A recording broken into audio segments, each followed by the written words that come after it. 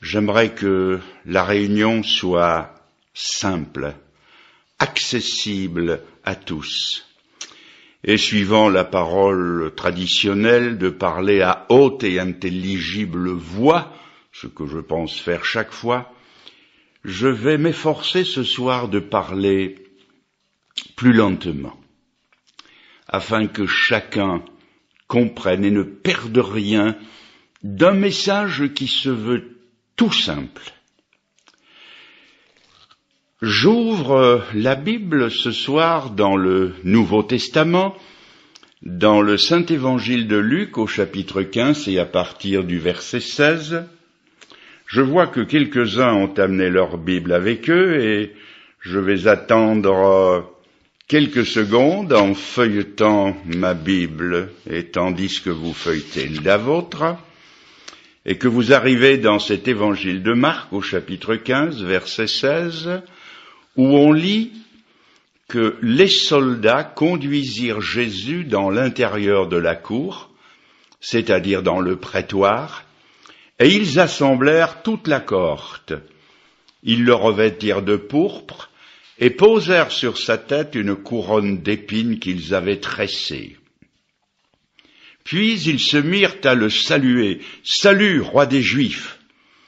Et ils lui frappaient la tête avec un roseau, crachaient sur lui, et fléchissant les genoux, ils se prosternaient devant lui. Après s'être ainsi moqués de lui, ils lui ôtèrent la pourpre, lui remirent ses vêtements, et l'emmenèrent pour le crucifier. Ils forcèrent à porter la croix de Jésus un passant qui revenait des champs, Simon de Cyrène, père d'Alexandre et de Rufus, et ils conduisirent Jésus au lieu nommé Golgotha, ce qui signifie lieu du crâne. Ils lui donnèrent à boire du vin mêlé de myrrhe, mais il ne le prit pas. Ils le crucifièrent et se partagèrent ses vêtements en tirant au sort pour savoir ce que chacun aurait. C'était la 3e heure quand ils le crucifièrent, c'est-à-dire pour nous 9 heures du matin. L'inscription indiquant le sujet de sa condamnation comportait ces mots « Le roi des Juifs ».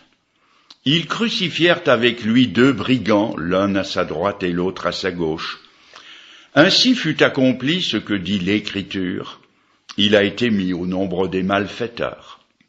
Les passants l'injuriaient et secouaient la tête en disant « Et toi qui détruis le temple et qui le rebâtis en 3 jours, sauve-toi toi-même en descendant de la croix ».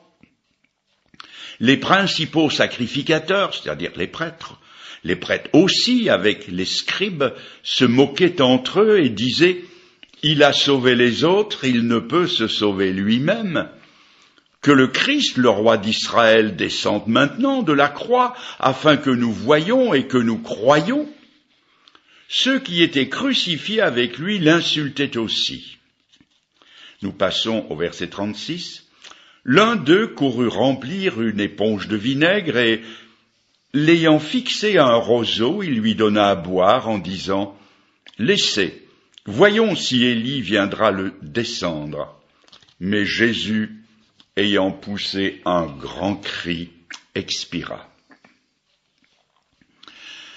L'apôtre Paul, que je tiens pour être le prince des apôtres, que prêchait-il lorsqu'il était en Grèce? Dans ce pays rempli de sagesse philosophique, et d'où sortait tout ce que le monde avait alors d'intellectuel et de culturel, que prêchait-il, pensez-vous? Écoutez-le dire à ces Grecs « Je ne suis pas venu à vous avec les paroles persuasives de la sagesse humaine. » Alors, que prêchait-il? À vues humaines, il prêchait une folie. Il leur prêchait la croix de Jésus, ou plutôt Jésus mis en croix. Aux Corinthiens, donc à des Grecs, il a écrit ces lignes que nous possédons encore. « Je n'ai voulu connaître parmi vous autre chose que Jésus-Christ et Jésus-Christ crucifié. » La vie de l'apôtre Paul était pleine de la croix de Jésus Sa vie était centrée sur la croix. Il a continué en disant qu'il ne m'arrive pas de me glorifier en autre chose que de la croix de Jésus par laquelle je suis crucifié au monde et par laquelle le monde m'est crucifié. Pourquoi l'apôtre Paul était-il tellement attaché à ce message de la croix? Parce qu'il savait par expérience qu'il y avait dans cette prédication de la croix une puissance à l'œuvre, la puissance de Dieu. Il l'avait expérimenté dans sa vie, car avant de s'appeler l'apôtre Paul, il s'appelait Saul de Tarse. C'était alors un homme rempli de fanatisme, de violence, de haine et d'intolérance. Mais un jour, il a rencontré le Seigneur crucifié mais vivant et ressuscité, et sa vie a été complètement transformée par le message de la croix de Jésus-Christ. Je ne veux pas entrer dans une discussion vaine et stérile pour savoir sur quel genre de croix Jésus aurait été crucifié. Certains pensent que c'était 2 poutres assemblées en forme de T majuscule. D'autres pensent qu'elle pouvait être une croix en X, aussi appelée croix de Saint-André. Certains pensent que c'était tout simplement un poteau sur lequel le condamné était cloué avec les bras en haut à la verticale. Et d'autres pensent que la croix était celle que nous nous représentons traditionnellement. Mais cela n'a aucune importance. Ce que je voudrais voir avec vous, ce sont les clous qui ont tenu Jésus rivé à la croix. Quels étaient donc ces clous? Voyez-vous, au pied de la croix, il y avait des prêtres, des badauds, des soldats qui, non contents de l'avoir mis en croix, l'insultaient avec dérision et lui disaient « Si tu es le Fils de Dieu, descends de la croix ». Ces hommes lui ont lancé un défi, et ma question est celle-ci. Jésus pouvait-il relever le défi? Jésus pouvait-il descendre de la croix? S'il n'y avait eu que ces clous de fer forgé, le Seigneur serait descendu immédiatement et il les aurait tous confondus. Mais derrière ces clous visibles, il y en avait d'autres, invisibles ceux-là, et qui, plus que les premiers, le maintenaient attaché à la croix. Nous allons donner un nom à ces clous. Le premier qui a tenu le Seigneur à la croix, c'est le clou de son obéissance à Dieu. Et je le répète, le clou de son obéissance à Dieu. Nombreux sont ceux qui n'ont jamais compris le message de l'Évangile parce qu'ils n'ont regardé le crucifié du calvaire qu'avec des yeux humains, qui n'étaient pas éclairés par la parole de Dieu et par le Saint-Esprit. Pour eux, Jésus, c'est un homme extraordinaire, certes, c'est le plus grand des philosophes, c'est un martyr assurément. Pour eux, la croix, c'est l'aboutissement de son franc-parler dans une génération qui n'aimait pas s'entendre dire de telles vérités. Jésus-Christ, pense-t-il, a été victime de son enseignement révolutionnaire. J'admets qu'il y a une petite part de vérité dans ces choses, mais s'il n'y avait que ça, cela voudrait dire que Jésus serait mort par accident, pour ainsi dire à l'improviste. La Bible nous apprend que Jésus-Christ est mort, non pas accidentellement, mais selon un plan tracé longtemps d'avance. L'apôtre Pierre nous dit par exemple qu'il est l'agneau de Dieu prédestiné dès avant la fondation du monde. L'Ancien Testament est rempli de prophéties concernant la venue du Seigneur, sa naissance, sa vie, sa croissance, ses souffrances, sa mort et sa résurrection. Tout dans l'Ancien Testament est rempli de détails, de traits légers ou bien précis, qui nous disent d'avance pourquoi il allait venir. C'est ainsi qu'on lit dans le psaume 22, écrit 1000 ans avant sa naissance, nous trouvons donc qu'il se présente en disant « Ils ont percé mes mains et mes pieds ». Et cela à une époque où ce supplice romain n'existait pas, puisque Rome elle-même n'existait pas encore. C'est-à-dire que le Seigneur est venu selon un plan tracé d'avance. Pourquoi ? Parce que l'humanité, c'est-à-dire vous et moi, nous étions perdus. Perdus, comme le dit l'Épître aux Éphésiens, perdus par nos fautes et par nos péchés. Or, le péché, c'est la violation de la sainte loi de Dieu. Égarés dans le dédale de nos fautes, nous étions incapables de retrouver le chemin qui conduisait à Dieu. Alors, puisque l'homme ne pouvait pas aller à Dieu, c'est Dieu qui est venu à lui.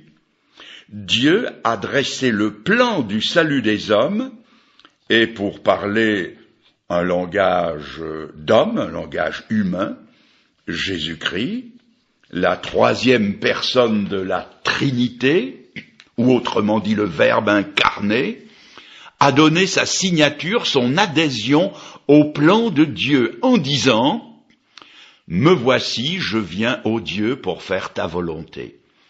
Et c'est par obéissance à cette volonté qu'un jour le ciel s'est ouvert et qu'il y a eu un premier Noël. La naissance de Jésus-Christ n'a pas été un accident, oh non, par obéissance. Il prenait un corps qu'un jour les clous allaient percer. Son nom n'a pas été un accident ou un choix dicté par la mode. Le nom de Jésus, c'est tout un programme. Il veut dire Yahvé sauve, Dieu sauveur. Non, son nom n'a pas été un accident, pas plus que sa naissance. Sa vie, son enseignement, ses paroles n'ont rien d'accidentel. Ses actes, ses allées et ses venues, tout était marqué par le sceau de l'obéissance à la volonté de Dieu. Jésus ne faisait pas des miracles quand il le voulait. Aux noces de Cana, sa mère est venue en lui disant « Ils n'ont pas de vin. » « Femme, a-t-il répondu, qu'y a-t-il entre moi et toi ? Mon heure n'est pas encore venue. Le Seigneur ne mangeait pas quand il avait faim. Nous mangeons à nos heures. Lui, il mangeait à l'ordre de Dieu. Et lorsqu'après 40 jours de jeûne dans le désert, le diable est venu le tenter en lui suggérant de transformer des pierres en pain, il a répondu « L'homme ne vivra pas de pain seulement, mais de toute parole qui sort de la bouche de Dieu. » Tout était obéissance dans la vie du Seigneur, et sa mort n'a pas été un accident. Écoutez-le dire, alors que s'approchait l'heure du grand sacrifice, « J'ai hâte d'accomplir l'œuvre que le Père m'a donné à faire. » Écoutez encore, alors qu'il s'approchait de Jérusalem avec devant lui tout ce que cette ville allait représenter de souffrance, il tourna résolument sa face vers Jérusalem. Écoutez encore ces paroles. « Personne ne m'ôte la vie, je la donne de moi-même. » Et lorsque l'apôtre Pierre tirera l'épée du fourreau pour tenter de le défendre, il va lui dire « Pierre, remets l'épée au fourreau. Ne boirai-je pas la coupe que le Père m'a donnée à boire ?» Et lorsque son corps a été basculé sur une croix, que les soldats romains ont planté ces clous horribles et ont commencé à les enfoncer à coups de marteau, derrière le premier clou, il y en avait un autre, invisible, celui de son obéissance à la volonté de Dieu. Aussi, quand les hommes, Les magistrats, les soldats, les badauds, les prêtres lui ont lancé ce défi « Descends de la croix !» Son silence fut sa réponse.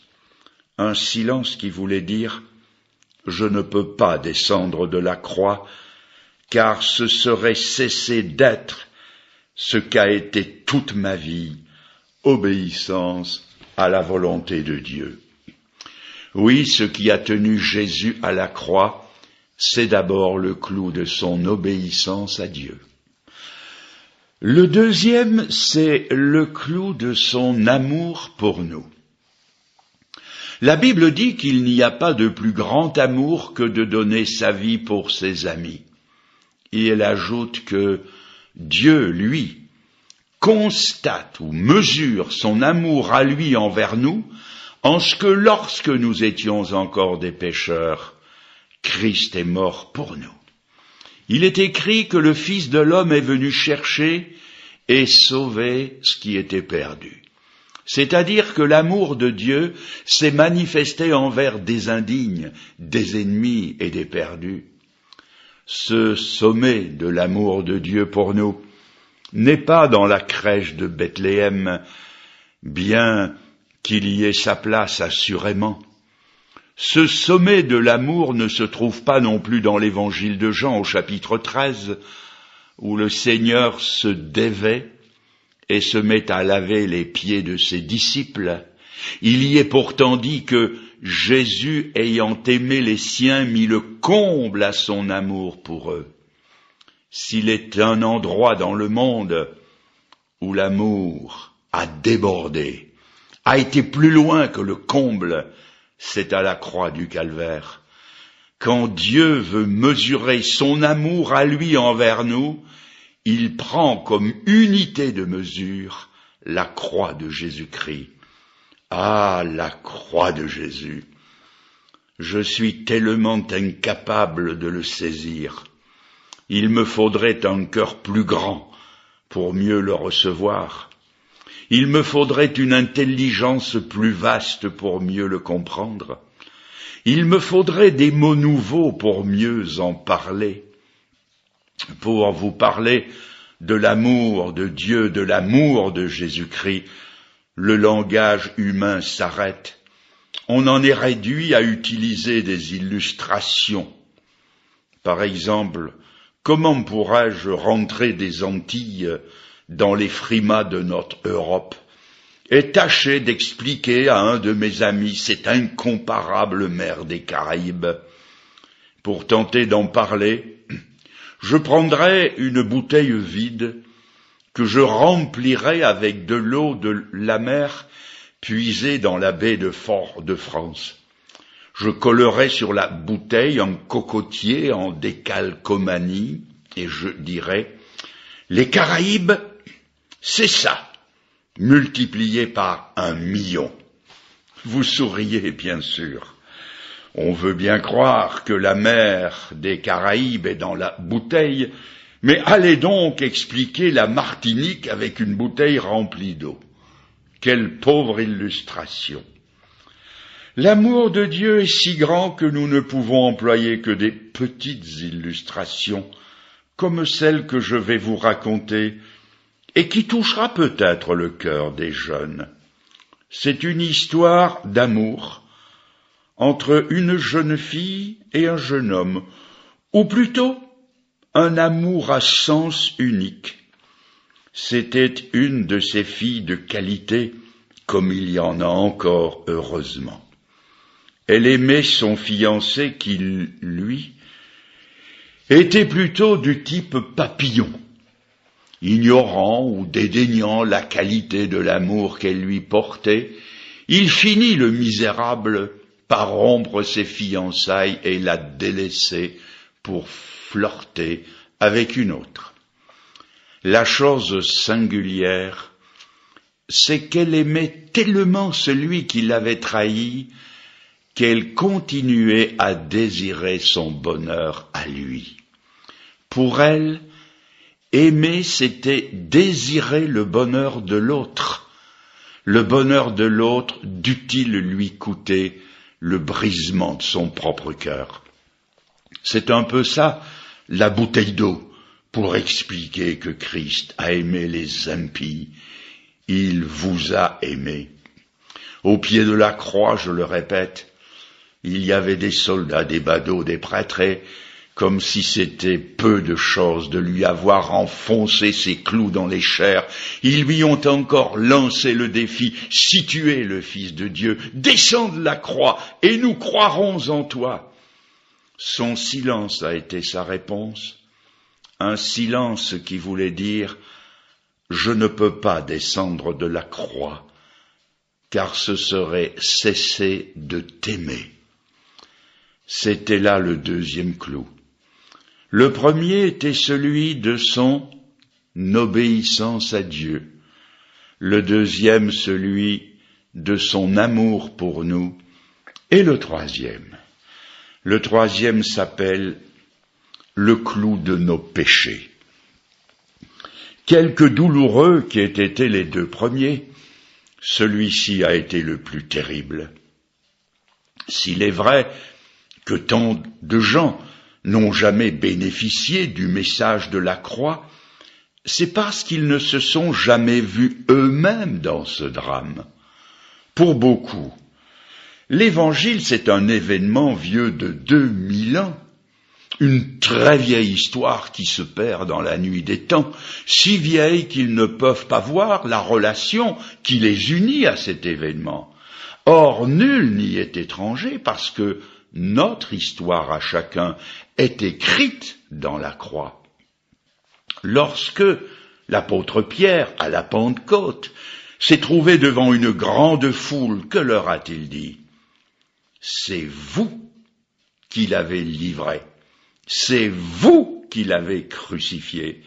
C'est-à-dire qu'il leur actualise la croix du calvaire. Ce n'est plus le message vieux de 2 mois, il les implique dans cette affaire et leur dit « c'est vous ». Et si l'apôtre Pierre était parmi nous aujourd'hui, il nous regarderait tous dans le blanc des yeux et il dirait « c'est vous qui l'avez crucifié ». La preuve, c'est que si nous n'avions pas péché, jamais Jésus n'aurait dû mourir sur la croix. Un ami m'a dit un jour, si j'avais été le seul homme au monde à commettre le péché, pour me sauver, il aurait fallu que le Fils de Dieu donne sa vie. Notre relation avec la croix de Jésus-Christ est celle-ci. Tout un concours de circonstances a conduit Jésus à la croix. C'est l'avarice de Judas, son amour immodéré de l'argent et nos avarices. Ce qui a conduit Jésus à la croix, c'est le reniement de Pierre et nos reniements, car à notre façon nous avons souvent renié le Seigneur, n'est-il pas vrai? Ce qui a conduit Jésus à la croix, ce sont les hésitations et les calculs de Pilate, et nos hésitations et nos calculs, c'est l'indifférence et la haine des uns, nos indifférences et nos haines, l'abandon d'aucuns et nos abandons, c'est l'hypocrisie, l'incrédulité de certains et nos hypocrisies et notre incrédulité. Nous avons tous joué notre part dans le drame de la croix. N'oublions jamais ceci. Tous les péchés qui ont entouré la croix de Jésus se retrouve dans toute vie d'homme aujourd'hui. Puis-je vous le répéter? Tous les péchés qui ont entouré la croix de Jésus se retrouvent dans toute vie d'homme aujourd'hui. Oh, je sais, des centaines de gens se pâmeront d'émotion devant une description passionnée du Christ en croix. Mais le malheur, c'est qu'ils ne s'y voient pas eux-mêmes. Quand le Seigneur a été conduit au supplice, des femmes de Jérusalem le suivaient en le plaignant, en pleurant sur lui, tout en se frappant la poitrine. Jésus s'est retourné et leur a dit que leurs larmes étaient déplacées, que vains étaient leurs sanglots, et il a ajouté, femmes de Jérusalem, ne pleurez pas sur moi, mais pleurez sur qui? Pleurez sur vous et sur vos enfants. C'est sur soi-même qu'il faut d'abord pleurer, car la responsabilité de ce qui s'est passé ce jour-là, pèse sur nos épaules. Je vais vous amener par la pensée 2000 ans en arrière, en dehors de la ville de Jérusalem, sur cette colline dite de Golgotha, et là vous allez entendre résonner des coups de marteau. Voulez-vous les compter avec moi? 3, 4, 5, 6, 7, 8, 9, 10. 10. C'est figurativement que je parle. N'allez pas me faire pendre en disant que l'on a frappé 10 coups de marteau, effectivement. Je répète, c'est figurativement que je parle. Pourquoi 10? Ce chiffre 10 ne nous rappelle-t-il pas quelque chose? Il nous reporte à la grande loi du Sinaï et du nombre de ses commandements, 10. C'est-à-dire que tous les péchés du monde sont liés quelque part à l'un ou l'autre de ces 10 commandements. À la croix, Jésus est mort pour une loi que nous avons violée. Il est mort pour tous les péchés du monde, car n'oublions pas qu'à chaque péché que nous avons commis, nous avons enfoncé ce clou dans les chairs du Seigneur. Appelons-les par leur nom. Chaque fois que vous avez lu l'horoscope, vous êtes allé consulter l'ennemi de Dieu pour votre âme, et vous avez ainsi enfoncé le clou du péché dans les chairs du Seigneur. Chaque fois que vos regards se sont attardés sur la pornographie, vous avez souillé votre âme, et vous avez enfoncé un peu plus ce clou dans les chairs du Seigneur. Chaque fois qu'avec votre langue, vous avez médit, dit du mal, justement ou injustement, de votre prochain, vous avez enfoncé le clou dans ses mains et dans ses pieds. Chaque fois que vous vous êtes permis de dire des histoires grivoises, salaces, vous avez enfoncé un peu plus ce clou-là. Chaque fois que vous avez laissé libre cours à un fichu caractère qui a fait souffrir tout le monde autour de vous, vous avez enfoncé cela dans les chairs du Seigneur. Et nous pourrions continuer la liste. Ce sont ces coups-là qui ont maintenu le Seigneur rivé à la croix. Aussi, lorsque le défi lui a été lancé, « Si tu es le Fils de Dieu, descends de la croix et nous croirons en toi », le silence a été sa réponse. Un silence qui voulait dire « Je ne peux pas descendre de la croix, parce que si ma souffrance devenait moins grande que ton péché, jamais tu ne pourrais être pardonné. » Regardons la croix de Jésus-Christ encore une fois.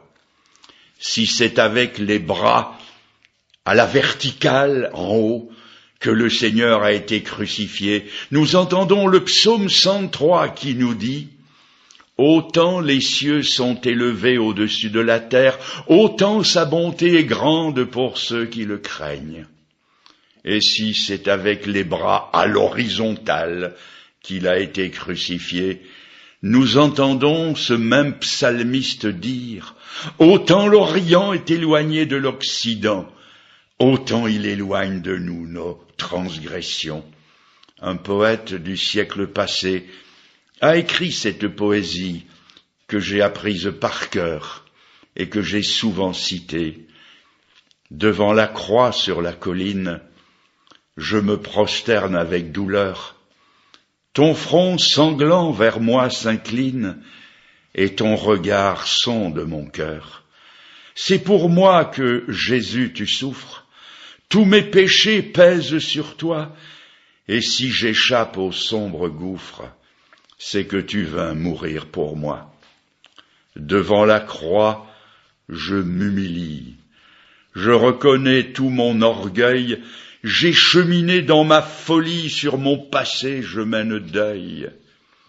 Devant la croix je prends courage, car de ta mort jaillit ma paix, mon plein salut est ton ouvrage, et tu m'attends dans tes palais. Ton grand amour est chose étrange, mais je l'accepte par la foi. Gloire à ton nom, à toi louange, divin sauveur, tout vient de toi. Encore un mot pour finir.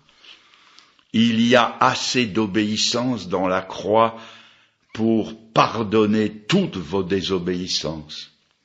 Il y a assez d'amour dans la croix pour couvrir tout votre manque d'amour.